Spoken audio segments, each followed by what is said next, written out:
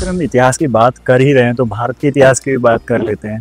जो भारत का जो इतिहास है उसको हम कई बार रेट करते हैं कि वो बहुत पुराना है, 10,000 साल पुराना बोल दे, कोई 1 लाख साल पुराना बोल दे। तो क्या सच में भारत का इतिहास इतना पुराना है? क्या उसका कोई मतलब प्रूफ कर सकता है उस चीज को, या फिर ये सब ऐसे ही है? देखो, हम लोग भारत के हैं तो एक आम आदमी के रूप में सबसे पहले मैं यही कहूँगा, हाँ जी, मेरा इतिहास तो सबसे पुराना है, यानी भारत का इतिहास सबसे पुराना है। लेकिन जब एक इतिहास के विद्यार्थी के रूप में मैं बात करूँगा तो फिर कुछ चीज़ें मैं आपके सामने लाऊंगा। देखिए, ऐसा है, इतिहास में लीडर होना बहुत अच्छी बात है, ठीक है। और तब हम कोशिश करते हैं जो भारतीय इतिहास को हम कितने पीछे तक ले जा सकते हैं। इसको दो ढंग से देखना होगा। तो पहला तो ये है, अगर हम आर्कियोलॉजिकल सोर्स के आधार पर देखें जी, ठीक है। मैं थोड़ा ऐतिहासिक ढंग से बात करूंगा, मैं मतलब जनरल उस तरह से बातें नहीं करूंगा जो सीधे आपको मैं 1 लाख तक लेके चला जाऊं, ठीक है। मैं जो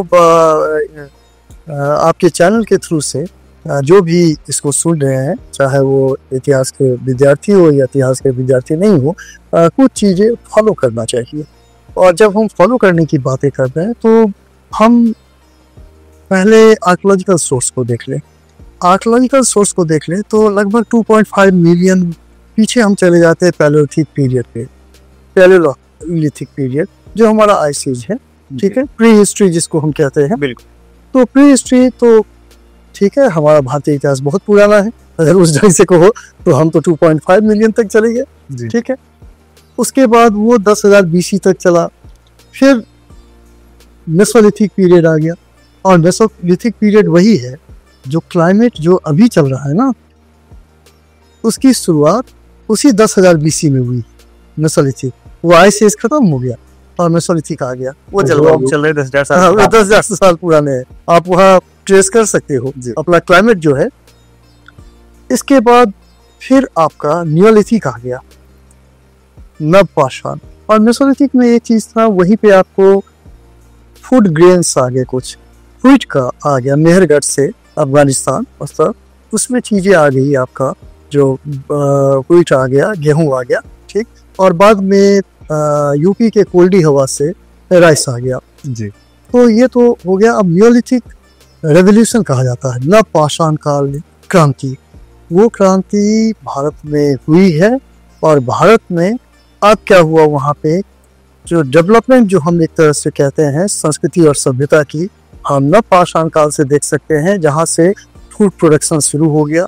डोमेस्टिकेशन ऑफ एनिमल तो मेसोलिथिक पीरियड से ही शुरू हो गया था, लेकिन नियोलिथिक का वो पार्ट बन गया है।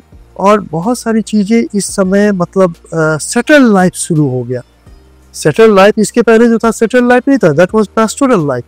तो वो पैस्टोरल लाइफ था, तो वो भी हो गया। फिर आपका चालकोलिथिक पीरियड आ गया, यानी कॉपर एज आ गया, चालकोलिथिक वो भी आ गया।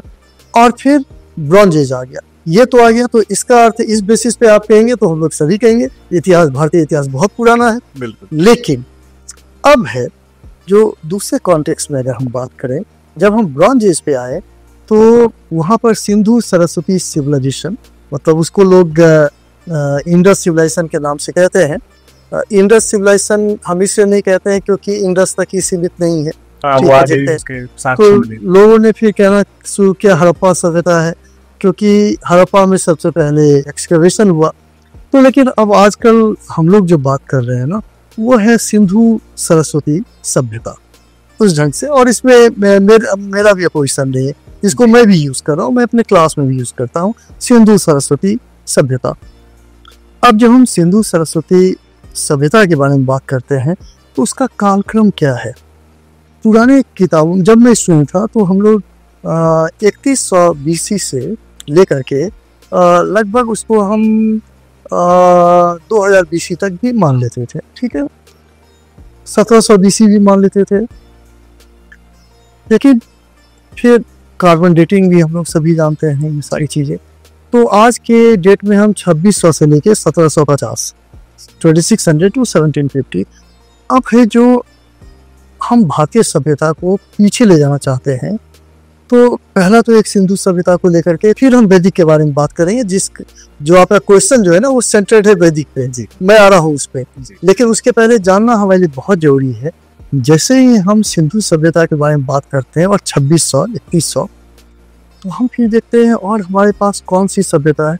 सिंधु सभ्यता का संबंध था मेसोपोटामिया सभ्यता के साथ, वो 4000 BC, यानी सिंधु सभ्यता से 800 BC पहले का है वो, और सिंधु सभ्यता का समकालीन है।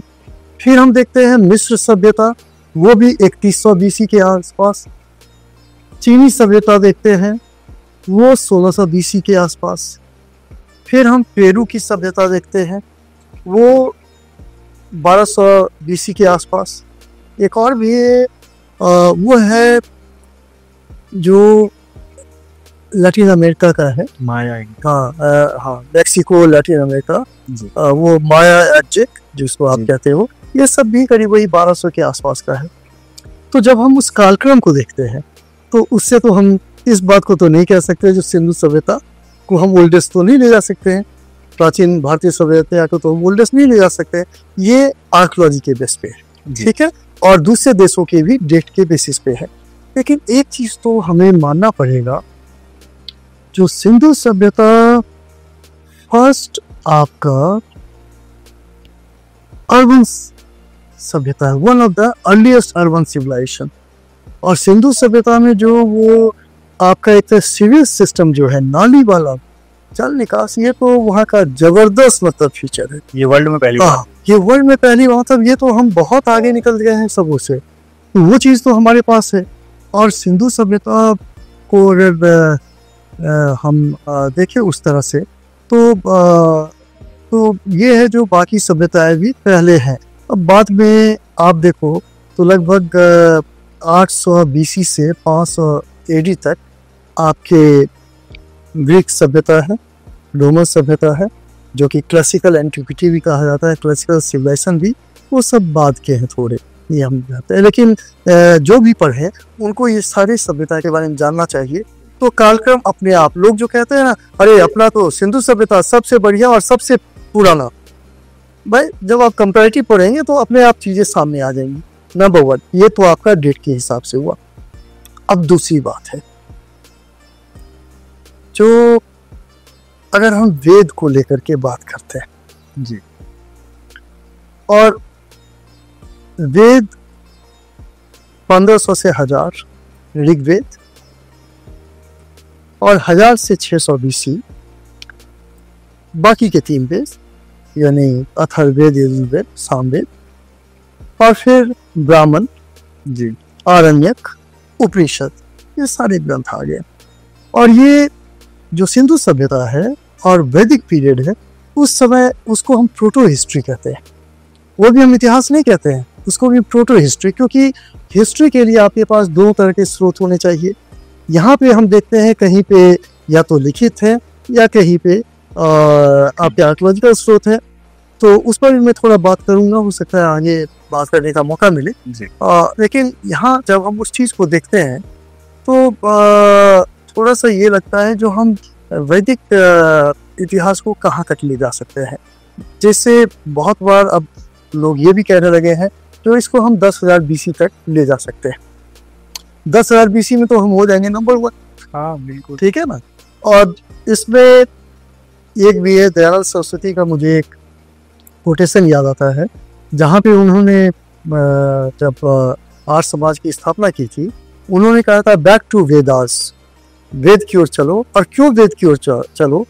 वेदास आर इनफैलिबल, वेद जो है अकाट्य है, यानी Vedas are repositories of all the knowledge. तो अगर वेद में ही सब कुछ है तब तो वह सभ्यता की शुरुआत ही वेद से, वहीं से हो जाएगी, तो वहीं से शुरू हो जाएगी। तो अगर उस ढंग से हम देखना चाहें तो हम चाहे तो जो कोशिश जारी है, अभी हिस्ट्री रीराइटिंग चल रहा है, उसमें कोशिश की जा रही है जो हम वेद को कितना पीछे ले जा सकते हैं। एक सबसे बड़ी समस्या जो हम लोगों के साथ है, देखो वेद जो है ना, मैंने अभी पीरियड आपको बताया, वेद उस समय लिखे नहीं गए, ये ओरल थे। जैसे अभी हम लोग क्लास लेते हैं तो हम लोग तो बताते हैं सब कुछ और बच्चे नोट डाउन करते हैं। उस समय जो ऋग्वेद से आता है उसमें शिक्षक ने बताया कुछ, जो भारत एक महान देश था, तो सारे के सारे विद्यार्थी उसके बाद एक संवेद स्वर में बोलते हैं भारत एक महान देश था। यानी ऋग्वेद में कहा गया जिस तरह से मेढक टर्टर करते हैं उसी तरह सारे स्टूडेंट शिक्षक जो बोलता है उसके बाद टर्टर करते हैं। लेकिन वो ज्ञानी थे, उनको सब कुछ याद हो जाता था। स्मृति। हाँ, स्मृति और श्रुति और स्मृति, तो ये चीजें जो है ना, मतलब सुन के और फिर स्मृति, मतलब ये चीजें एक बहुत बड़ी बात होती है। और इसी वैदिक काल के समय में ही महाभारत है और रामायण है उस समय। और इन दोनों के साथ भी है, शुरू में इनके आप देखिए चाहे वाल्मीकि या वेद व्यास जो भी है, शुरू में इनमें कम श्लोक थे और महाभारत 1 लाख तक पहुंच गया। हाँ। रामायण 20,000 तक पहुंच गया जी। तो मुझे तो बहुत बार ये लगता है जो इसमें इंटरपोलेशंस बहुत रहे, मतलब जिसको क्षेपक कहते हैं हम हिंदी में, इंटरपोलेशंस बहुत रहे और बहुत सारी स्टोरी जुड़ती चली गई। मतलब कुछ जरूर हुआ होगा, ऐसा नहीं है, क्योंकि कोई भी चीज है ही।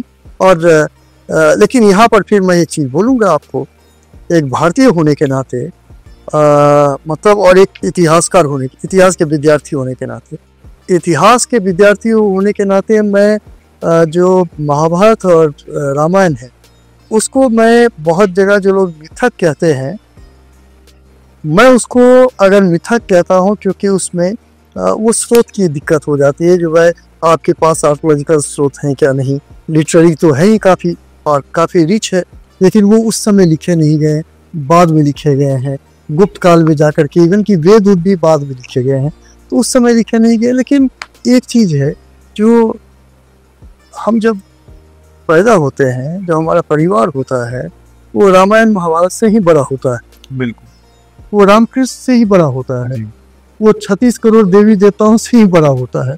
ठीक, तो वो ये सारी चीज़ें जो है, तो उस समय मुझे लगता है जो एक इसमें मैं एक चीज़ बता दूं, जो दिल्ली विश्वविद्यालय है, मैं एकेडमिक काउंसिल का मेंबर भी रहा जी, और डूटा का भी एक्सपर्टीज सब भी रहा।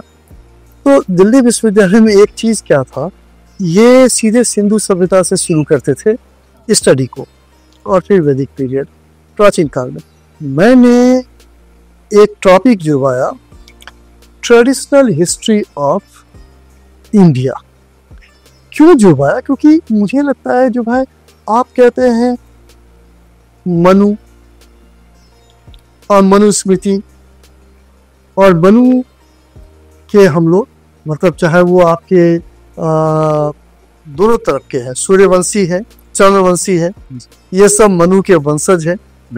हम सूर्यवंशी में विश्वास करते हैं, हम चंद्रवंशी में विश्वास करते हैं, हम मनु के बारे में भी बात करते हैं और कहते हैं ये सारा मिथक है।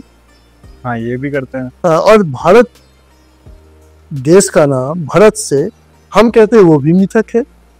तो ये बहुत सारी चीजें आपके जो ऋग्वेद में बैटल ऑफ 10 किंग्स है, 10 रागी युद्ध, अब उसमें भी जो राजा हैं उन सब हैं, तो हम उन सब के बारे में भी एक तरह से प्रोटो हिस्ट्री में ले आते हैं, क्योंकि हमारे पास, अब आप देखो वहाँ पर साक्ष्य को लेकर के ऐसा नहीं है। इतिहासकारों ने बहुत कोशिश की है, उन्होंने कहा ऋग्वेद का काल कौन सा है, देख लिया तो देखा एक पेंटेड ग्रेववेयर है, तो उसमें लोहा नहीं है जो अर्ली वैदिक पीरियड के साथ है। फिर इन्होंने दूसरा चीज़ क्या देखा ऋग्वेद के समय में, जो ऑकर्ड कलर पॉटरी है, कॉपर होड्स है, ब्लैक एंड रेड वेयर है, वो सब देखा। फिर देखा ये तो सब सिंधव एरिया है वेद का, ऋग्वेदिक पीरियड, ठीक है। और हम जो बात कर रहे हैं ये सब जो है ये दूसरे क्षेत्र में है, ये सब गंगा यमुना दोआब में है, तो एग्जिस्ट कर रहे हैं बिल्कुल, लेकिन एक साथ नहीं हो रहे हैं। तो ये इसमें एक चीज़ थोड़ी जरूर हुई है, जब हम ऐतिहासिक काल की ओर बढ़ते हैं, यानी लेटर वैदिक पीरियड की ओर बढ़ते हैं, उत्तर वैदिक काल, तो हमारा ईस्टवर्ड एक्सपेंशन होता है। यानी विदेह माधव है आपका शतपथ ब्राह्मण में है, विदेह माधव ये उस समय तो आयरन एक्सेसरीज नहीं थे फॉरेस्ट को काटने के लिए। बिल्कुल। तो विदे मातृप है वो गॉड अग्नि को के साथ चलते हैं ईस्टवर्ड एक्सपेंशन। वो river southern Iraq Gandak river है, उसको क्रॉस करके और पहुंच जाते हैं विदेह जो कि मिथिला क्षेत्र है, ठीक। और वो विदेह की स्थापना करते हैं और यही विदेह राज कौन होते हैं? जनक, जिनके दरबार में याज्ञवल्क्य और जिनकी पत्नी गार्गी एंड मैत्रेयी। और राजा जनक अपने आप में बहुत बड़े स्कॉलर थे, जिनकी पुत्री सीता और फिर अयोध्या के राम, जो हम लोग सभी जानते हैं।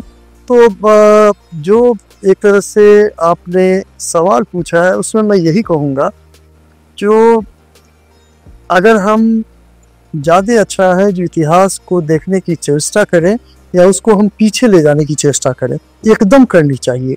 मैं खुद चाहूँगा जो काम हो सिंधु सभ्यता पर काम हो, वैदिक सभ्यता पर काम हो, हम वैदिक सभ्यता को पीछे ले जा सके, सिंधु सभ्यता को पीछे ले जा सके, तो मुझे भी बहुत खुशी होगी।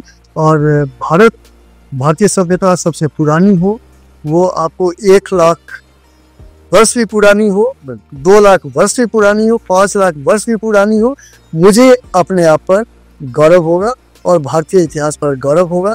लेकिन इतिहास के विद्यार्थी के हिसाब से मैं कहूँगा जो वैज्ञानिक इतिहास की तलाश करनी चाहिए, जो दोनों स्रोतों पर आधारित हो, चाहे वह आर्कियोलॉजिकल हो यानी पुरातत्व से प्राप्त सामग्री के आधार पर हो, और दूसरा लिखित हो।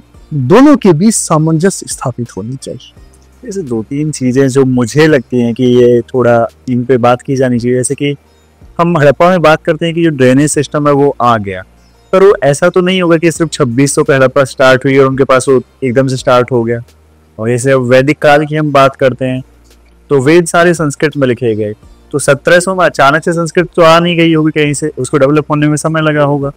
तो वो समय कहाँ गया उसके बारे में मतलब उतना नहीं बताया जाता है। और दूसरा एक जो कुछ टाइम पीरियड है कि हड़प्पा से और वैदिक काल के बीच में 200-300 साल का हम गैप रखते हैं, वो कहाँ गया है सर? नहीं, अच्छा सवाल। मतलब इसका जवाब में थोड़ा सा बड़ा विस्तार में जाना पड़ेगा और इसका जवाब देने के लिए हो सकता है मुझे सनौली तक भी जाना पड़े। जी, मेरा अगला क्वेश्चन भी है। अच्छा, क्वेश्चन है आपका? ये इसी जगह हमें सनौली के बारे में बात करनी पड़ेगी।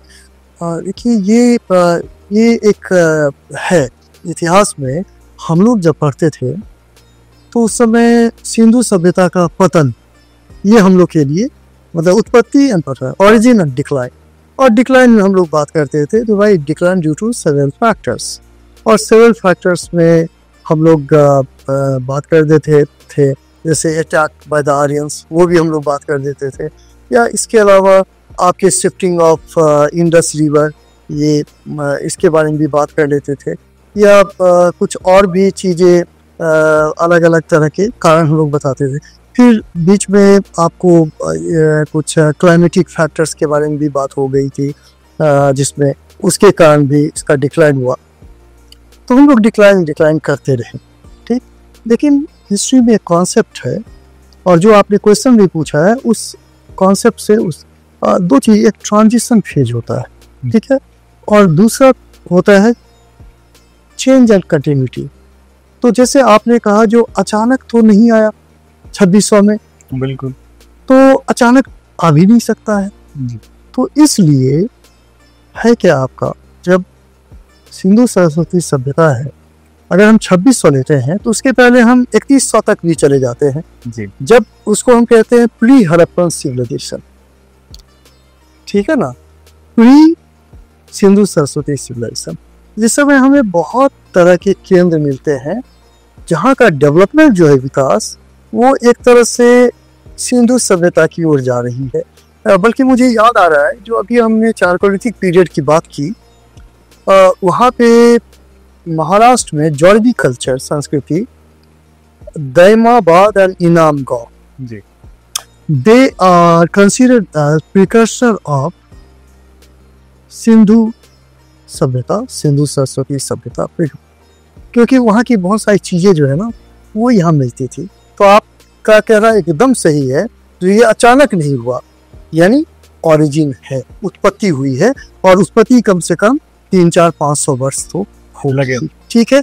और मैं तो ये कहूँगा इस पर भी काम करना चाहिए, बहुत ज़्यादा काम नहीं हुआ है, क्योंकि इस पर काम करने के लिए आर्कियोलॉजी के थ्रू काम करना पड़ेगा।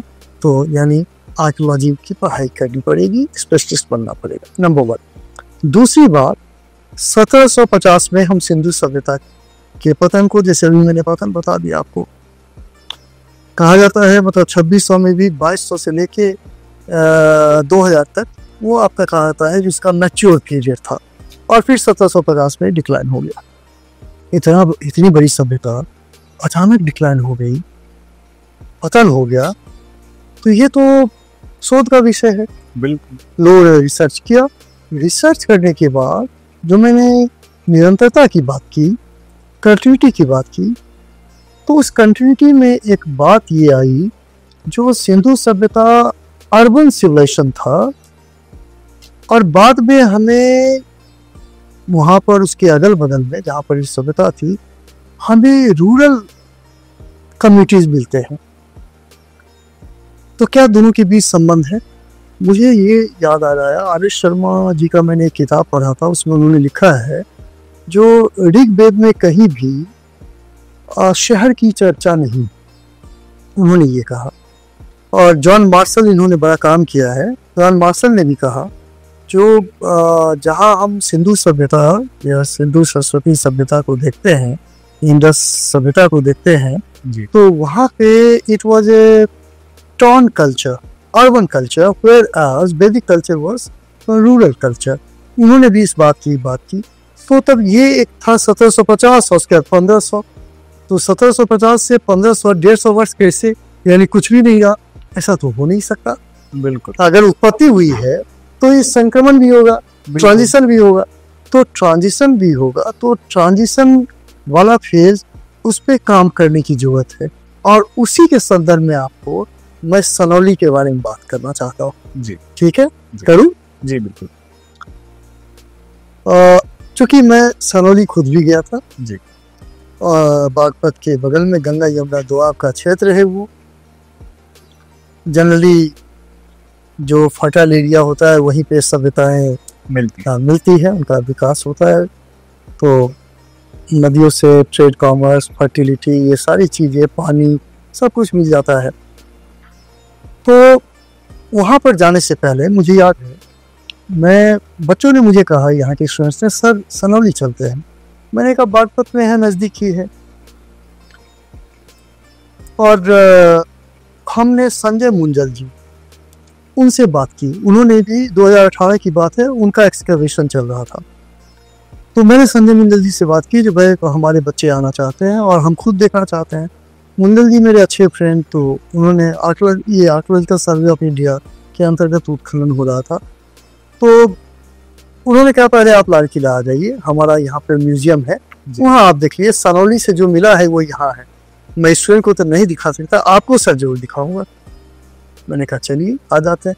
तो उन्होंने बच्चों को वहाँ पे स्लाइड शो ये सब दिखाया, लेकिन मुझे वहाँ ले गए, और टीचर्स भी थे मेरे साथ जो गए हुए थे यहाँ से। मुझे बड़ा अजीब सा लगा कि वहाँ पे मैंने रथ जैसा देखा, वुड का रथ देखा, और लंबा रथ देखा, पहिए छोटे थे और सॉलिड पहिए थे, वो देखा तो मुझे बड़ा अच्छा लगा। फिर मैंने कॉपर का तलवार देखा, कॉपर सोर्स देखा, हमने हेलमेट देखा वहाँ पर।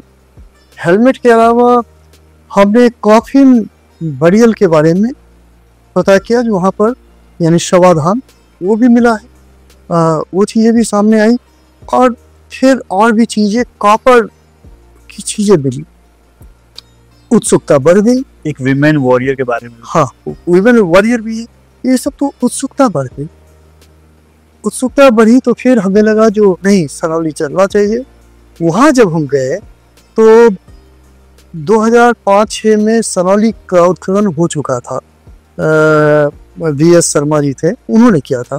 उन्होंने सीधे कह दिया ये इसके बारे में, इट वाज सिमेट्री, ठीक है, रॉयल सिमेट्री करके, और बता दिया ये हड़प्पा सभ्यता के समय का है।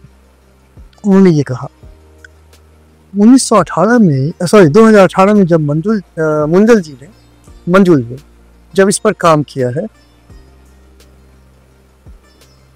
तो इन्होंने सारे फाइंडिंग्स का स्टडी किया। सारे फाइंडिंग्स का स्टडी करने के बाद इन्होंने कहा जो ये आपका पीरियड अगर देखें तो 2000 से 1800 BC आ रहा है, तो हड़प्पा सभ्यता के समय का आ गया, मतलब लगभग वही ये। और उसमें कंटिन्यूटी भी है, तो वो गैप जो है वो चीज़ें पूरा हो रहा है कहीं ना कहीं वैदिक ये से। तो लेकिन उन्होंने उस वैदिक के बारे में नहीं बताया उतना।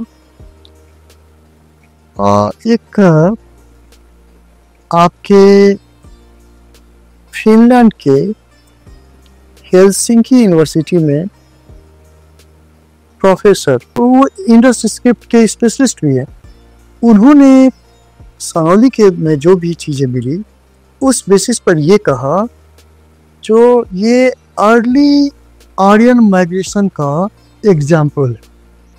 अगर सनौली अर्ली आर्यन माइग्रेशन का एग्जाम्पल है और इधर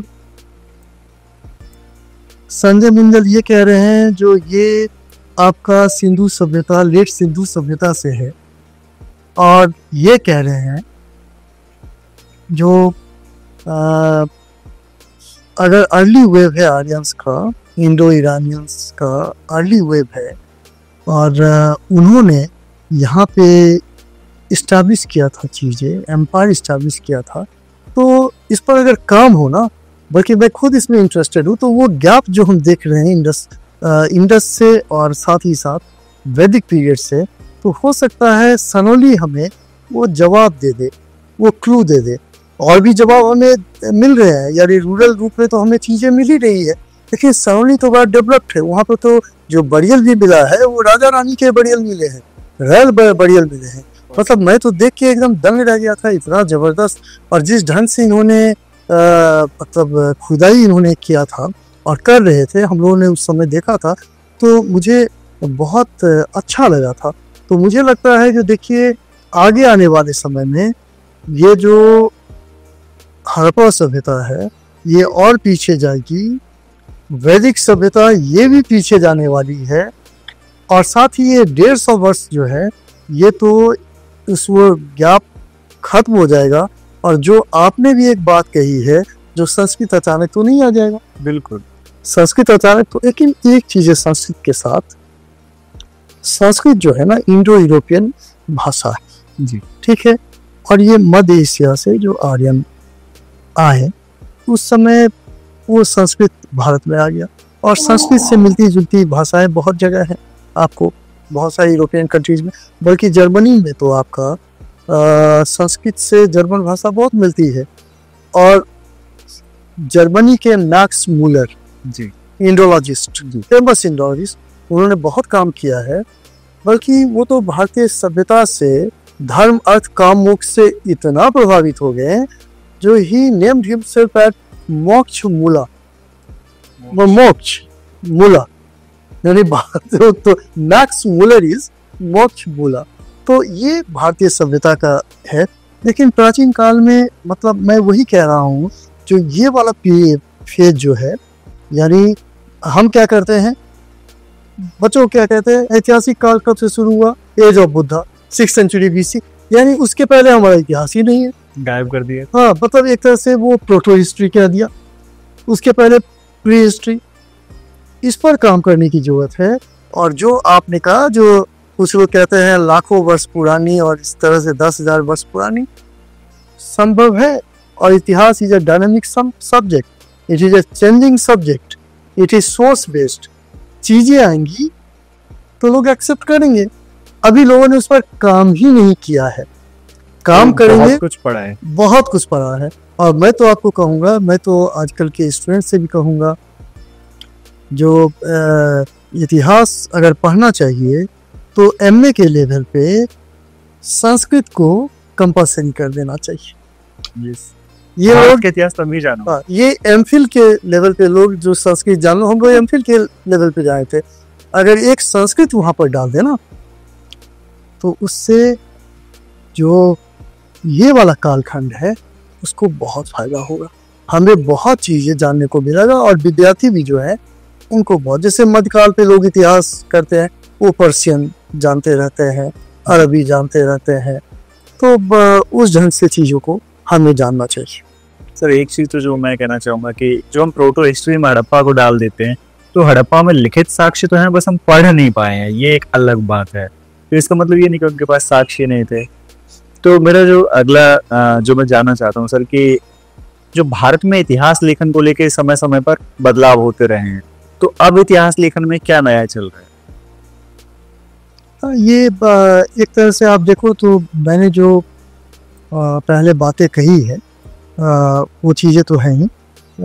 मैं इसको दोनों संदर्भ में बताता हूँ, एक तो भारत के संदर्भ में और दूसरा एशिया के संदर्भ में। वो इम्पोर्टेंट है आजकल, क्योंकि वैश्वीकरण का समय है, ग्लोबलाइजेशन का समय है।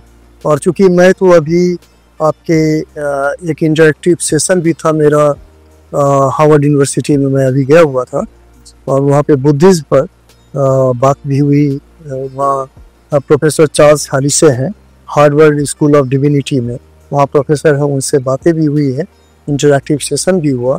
और मुझे बड़ा अच्छा लगा जब मैंने देखा कि वो लोग बुद्ध पे इतना ज़्यादा काम को इतना जानते हैं, मतलब बहुत सारी चीज़ें हम लोग ठीक से जानते भी नहीं है, वो हमसे भी ज़्यादा जान रहे हैं, क्योंकि वो बहुत ही प्रेसिजन के साथ काम कर रहे हैं। और एक चीज़ हमने देखा है ना, जो हम लोग जब यहाँ हैं वो हम लोग कहते हैं रिसर्च करवाओ रिसर्च करवाओ, वो रिसर्च ओरिएंटेड है पूरी तरह से। तो रिसर्च ओरिएंटेड है तो वो लोग बहुत ज़्यादा रिसर्च करते रहते हैं, तो उनको बहुत काम करते हैं। लेकिन फिर भी चूँकि बुद्धिज्म तो हमारे यहाँ से है तो हम भी कम नहीं हैं इस तरह से, ठीक है ना, वो कम नहीं है।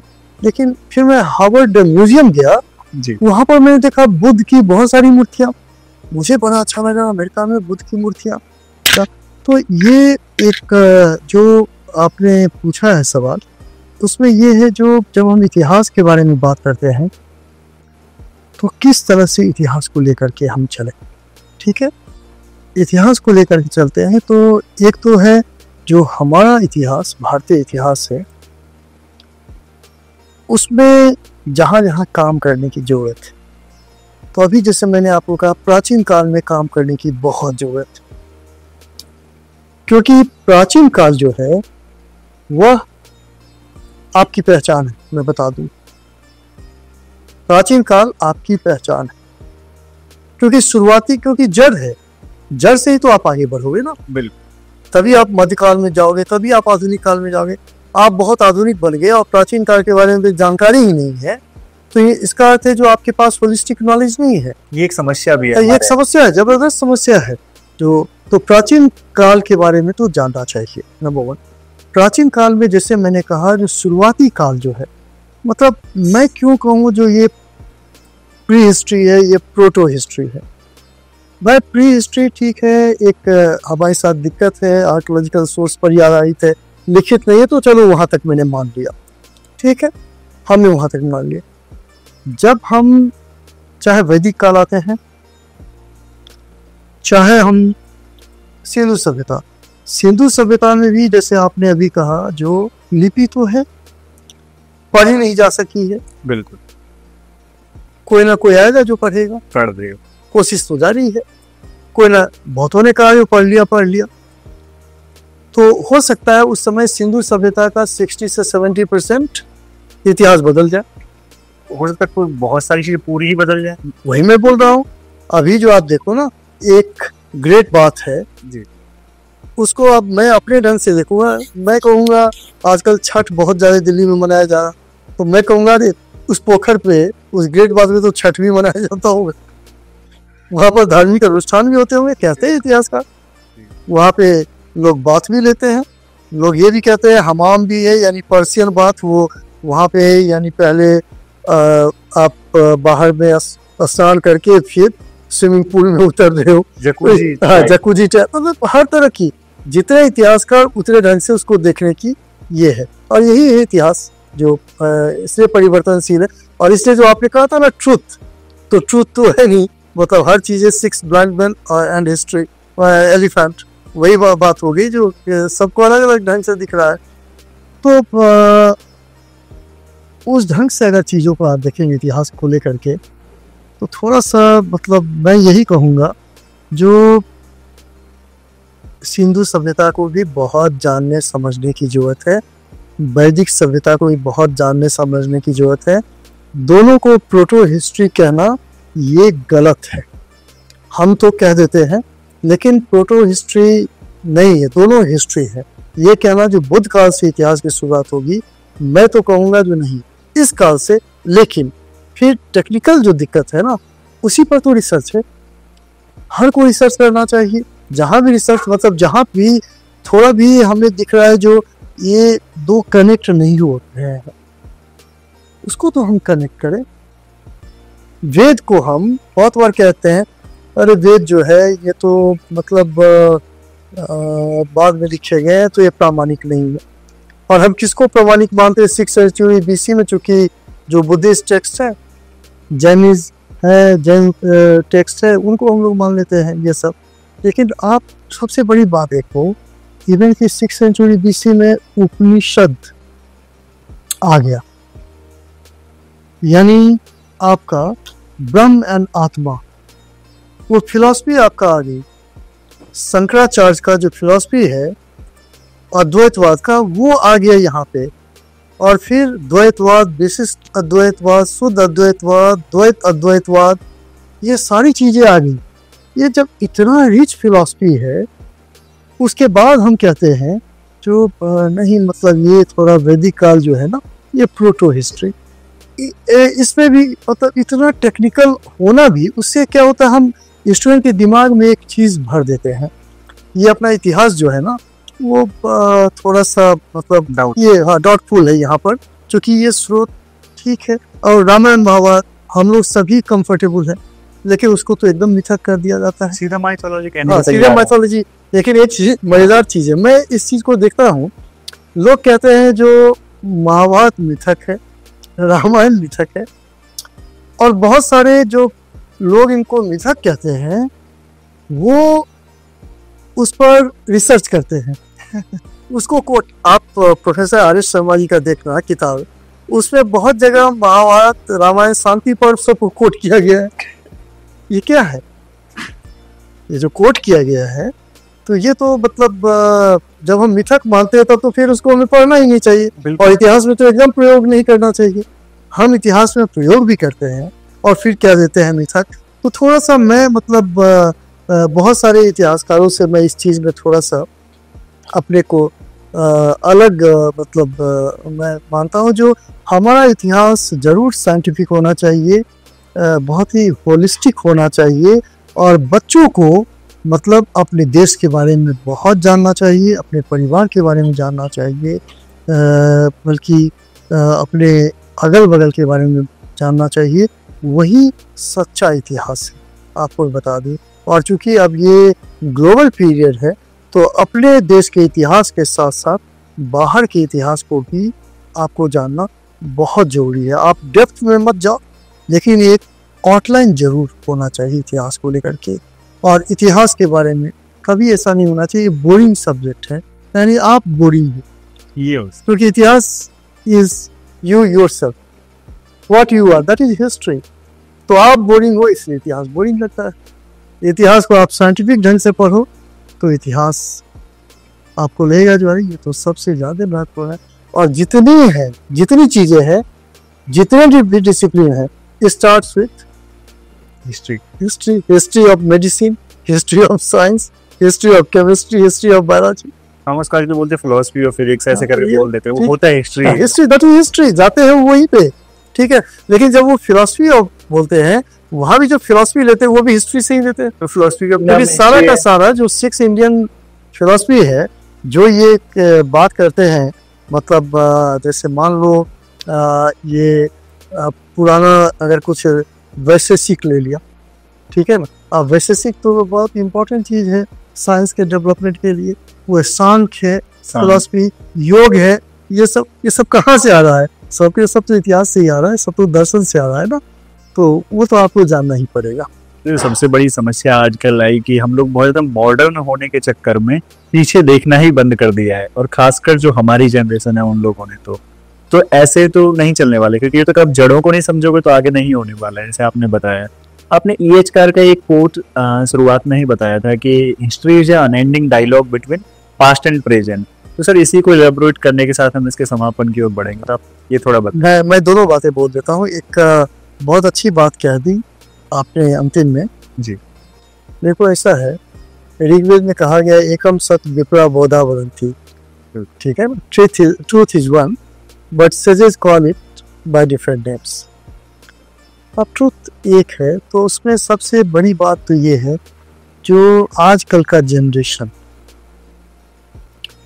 ये थोड़ा सा मोबाइल जनरेशन हो गया है, लैपटॉप जनरेशन हो गया है, कंप्यूटर जनरेशन हो गया। बहुत अच्छी बात है, मैं तो इसको बहुत अच्छा मानता हूँ, क्योंकि हमारे समय में जो जनरेशन गैप हुआ करता था वो उस समय की सोशेबाजी किताब सुनती थी, आपके M.S. श्रीनिवास साहब की किताब हो या अंग्रेज जिते की किताब हो, जो यहाँ डी स्कूल में, मतलब या M.S. श्रीनिवास तो बाहर के, तो इनकी किताबें थी, वहाँ जनरेशन गैप की बात थी, वो that used to be 10 years।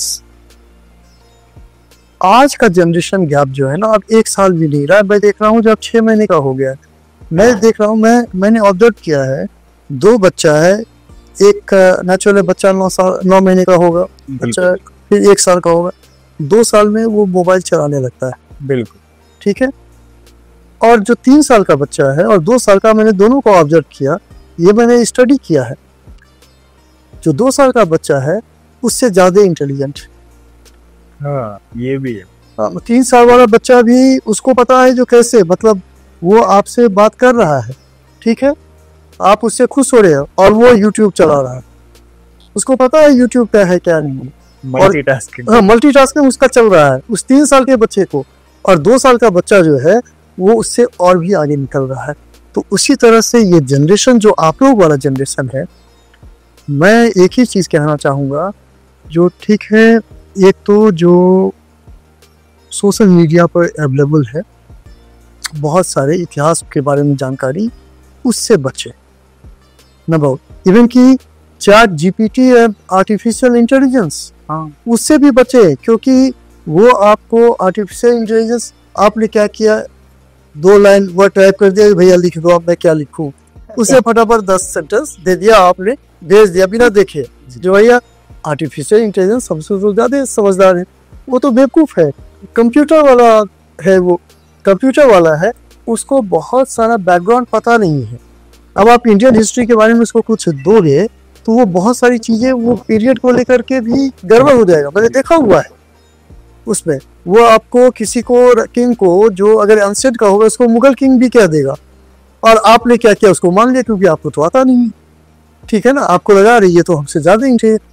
तो आजकल के जनरेशन को नंबर 1 इससे बचना चाहिए। हाँ, किताबें पढ़नी चाहिए, जो कि नहीं पढ़ रहे हैं, वो सारा कुछ ऑनलाइन ही देख रहे हैं। हाँ, ऑनलाइन में भी, जहाँ पे ऐसा नहीं है, ऑनलाइन में भी अब बहुत सारे मतलब आ गए हैं, जहाँ पोर्टल आ गए हैं।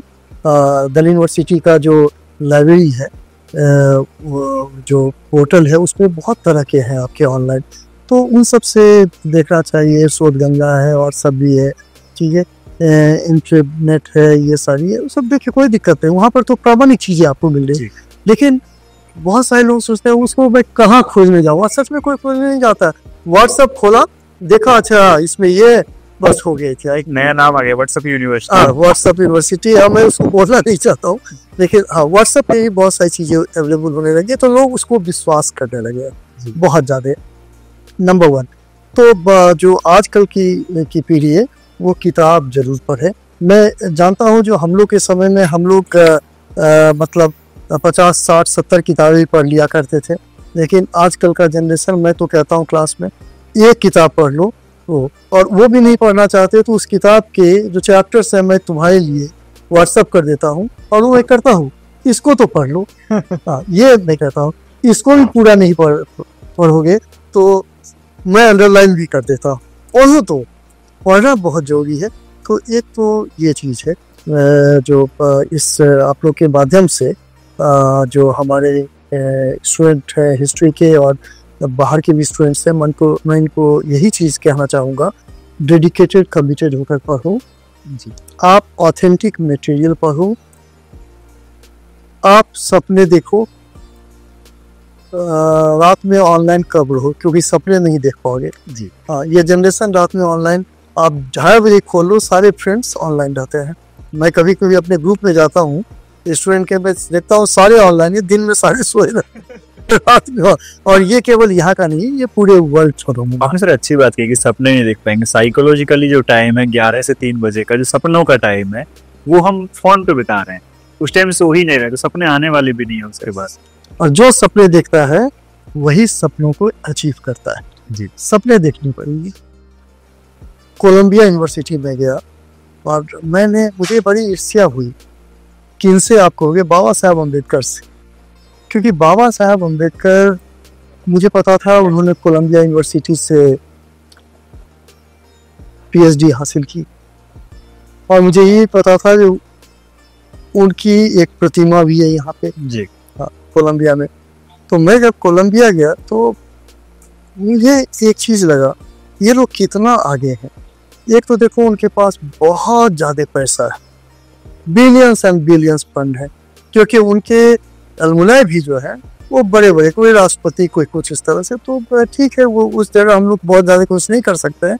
लेकिन दूसरी बात है जो वो बहुत डेडिकेटेड कमिटेड है, यानी चाहे टीचर हो चाहे स्टूडेंट हो, दे आर फोकस्ड।